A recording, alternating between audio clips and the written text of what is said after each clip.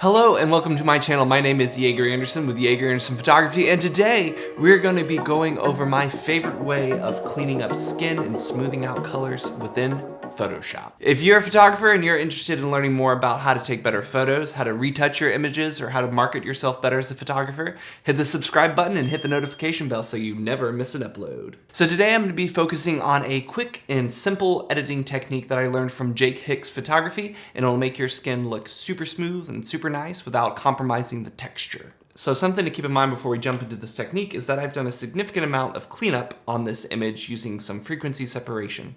If you're interested in learning more about how I set up my frequency separation, check out the link in the bio and I'll walk you through my process. So since I've already done my cleanup on my frequency separation folder here, what we're going to do now is create a stamp visible layer by hitting Command-Option-Shift-E. And what that has done is it's taken all of this information, which you can see in here, and it has combined it into a new layer here. After that, I'm going to right click and convert this to a smart object.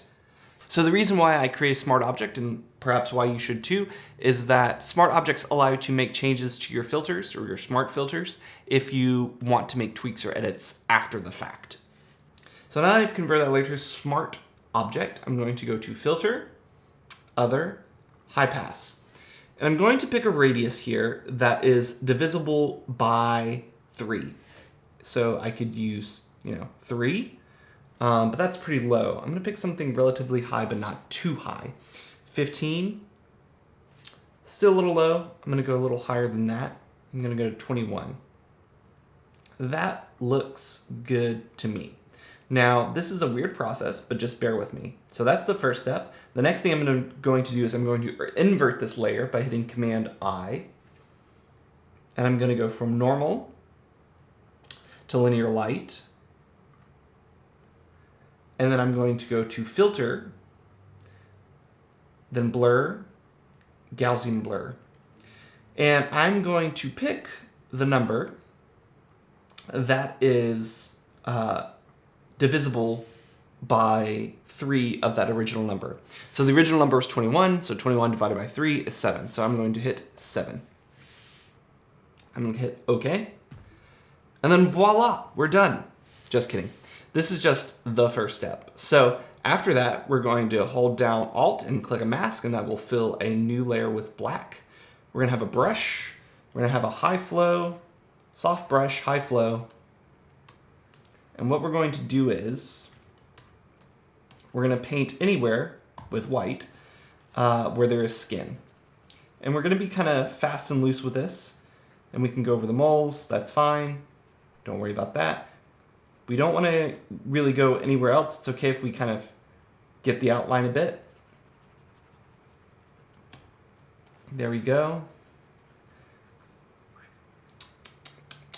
Not bad. Get on the stomach here. Not bad. And I'm just going to quickly cover up the face. It's okay if I've gone in the eyes. We're going to go back and we're going to remove this. So I'm going to now drop my flow down to say 20 by holding down Shift and hitting 2. I'm going to zoom in. And anywhere I don't want this to show up, I'm going to paint with black. So the eyebrows, the eyes, obviously, the creases and the folds in the nose, the nostrils, anywhere the folds in the skin here, along the smile lines, obviously the lips and the teeth. Now it sounds like my laptop is taking off. I apologize for that. Get this dimple, bring this crease in here, do that number.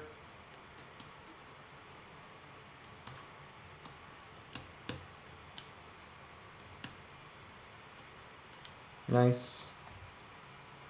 Get that mole. We're going to follow along the edge here. I'm actually going to bump up my flow a little bit, or the radius of my brush. I think the flow is actually pretty good at 20. Bring it up to 30. If you want to change your flow quickly, just hold down the shift and hit the number that you want the increment of 10 to be. So if you want 40%, hit shift 4 and it'll go to 40. Just using 30% right now. I'm just going along the edge here because we don't want any of that haloing happening.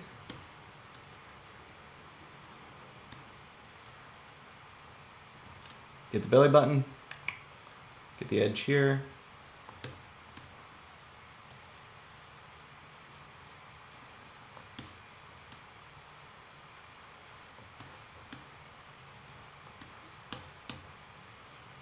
Zoom out a bit, get this edge here.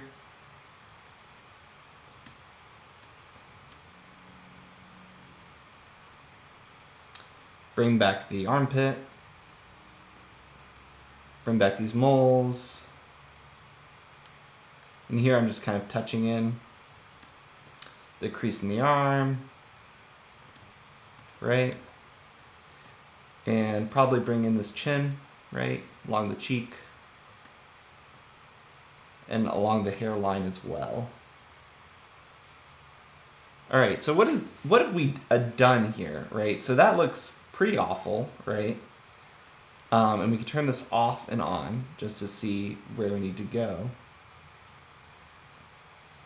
But you can see that we have, just bring that in just a little bit. We have really taken away a lot of the variation in the transitions in the skin. And we've done it very quickly. Now this is way, way, way too much. So what I'm gonna do is I'm just gonna bump it down. I'm gonna put it about 40. And look at that, just like that, we've got the skin looking pretty nice. So here's the before, and here's the after. Huge difference, right? I'm also gonna bring back, just noticed here, this little area here in the eyes. But it looks pretty darn good. And that was super fast. Now you'll notice that some of the highlights have disappeared. We're gonna work on bringing those back as well, so don't fret. You'll also notice this technique gets rid of some of the texture in the skin. We're gonna add that back too. Don't you fret. All right, so we've done this. Now what we're gonna do is we're gonna do two things. We're going to add some texture to the skin. So we're gonna create a new stamped visible layer. This is gonna be our sharpening layer. We're gonna do a filter, other, high pass. We're not gonna use 21, we're gonna use something like 3 probably. Look at the skin, that looks pretty good. Maybe 4, too much. I like 3, 3 is good. We're gonna hit okay. We're gonna go from normal blend mode to linear light or soft light, depends on your mood. I think linear light's pretty good. It's a little aggressive. That looks awful, but what we're gonna do is we're gonna bump this down really low, probably to like 30. And what we've done is we put a little texture back into the skin. Nice. Just a little bit. I like it. And if you wanted to add a mask to this layer, you could go in here and you could just hold down Alt and copy the skin mask right over here, and that way it only affects areas in the skin. So you're not adding extra sharpening to the hair or to the clothes, for example. So that works really well. So we've added some texture back into the skin, right? So this is before the sharpening mask, after the sharpening mask. Just adds a little more detail back into the skin. And here is all before. Here is after the fancy technique is applied. And here is the sharpening. Now, you'll notice that some of the highlights kind of disappeared with this technique, right? See how there are a lot more highlights? There are a couple of ways you could do that. I'm gonna show you a quick and simple way to add highlights back without having to worry too much. So what we're gonna do is we're just doing another layer, going to filter, you guessed it, other, and high pass. And what we're gonna do is we're gonna crank this super high. We're gonna go to like, until we start to see those highlights on the face. There we go. Somewhere like, yeah, somewhere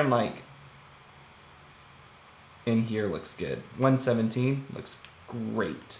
Now what we're gonna do is we're gonna go normal, and we're gonna pick one of these blend modes down here where we can see those highlights pop back on the skin. So vivid light, those are where the highlights are coming in. That's too strong. Soft light, overlay. I think overlay is nice. Soft light might be a little too soft for my taste. So I usually either pick overlay or soft light. Hard light, little extreme. I think I'm gonna go with overlay.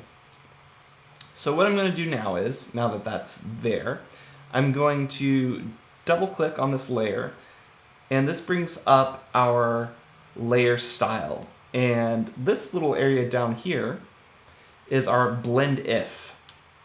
So I'm going to drag this out, and you will see that the highlights on the image in the back, I'll zoom in here for you.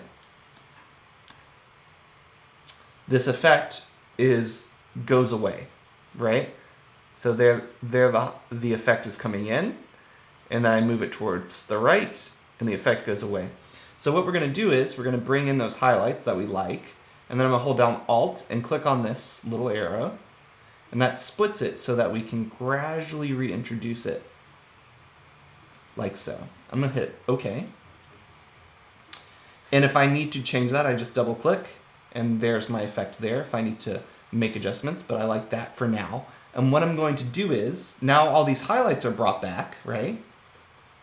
Right? There are those highlights that we really liked. Now I'm gonna just go over to our opacity. I'm just gonna bump this down, just ever so slightly, something like, let's say 50. And then there are some highlights, and adds dimensionality back in there. Voila. Well, there you have it, everyone. That is my quick and easy way of smoothing out skin in Photoshop while still maintaining texture. If you found this video helpful, I hope you consider liking and subscribing. I'll be producing more videos just like this one, and I'd love to have you along for the journey. We'll see you at the next one.